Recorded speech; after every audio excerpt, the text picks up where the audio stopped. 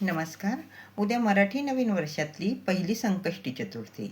बाप्पाची सेवा कशी करायची? आपली एखादी इच्छा असेल आणि ती पूर्ण व्हावी असं जर आपल्याला वाटत असेल किंवा तुमची एखादी इच्छा असेल, ती पूर्ण व्हावी असं तुम्हाला वाटत असेल, तर एक सेवा करायची आहे.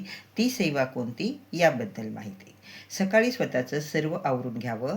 त्यानंतर गणपतीच्या मूर्तीवर अभिषेक करावा. पंचोपचार पूजा अर्चा करावी. बाप्पाला फूल, दुर्वा हेही अर्पण करावं. तसंच गुळ खोबऱ्याचा नैवेद्य दाखवावा, आरती करावी. बाप्पाचा अभिषेक करताना अथर्व शीर्ष पठण करावं.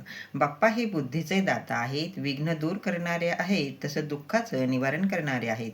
म्हणून बाप्पांची उद्या मनोभावे पूजा अर्चा आपल्याकडनं झाली पाहिजे. बाप्पांची सेवा झाली पाहिजे. ओम गंग गणपतये नमः या मंत्राचा जप करावा. तुम्हाला मोदक करणं शक्य नसेल तर संध्याकाळी गुळ शेंगदाण्याचा नैवेद्य दाखवला तरीही चालतं. संकष्टी चतुर्थीपासून 120 दिवसांची सेवा तुम्ही सुरू करू शकता. 120 दिवसांची सेवा तुम्ही सुरू केली तरीही चालतं. सेवा कशी करावी? मंगलमूर्ते विघ्नहरा दुरितनाशना कृपा करा या मंत्राचा 121 वेळा हा मंत्र तुम्हाला म्हणायचा आहे. मासिक धर्म आला तर ते 4-5 दिवस सोडून द्यायचे, नंतर पुन्हा सेवेला सुरुवात करायची.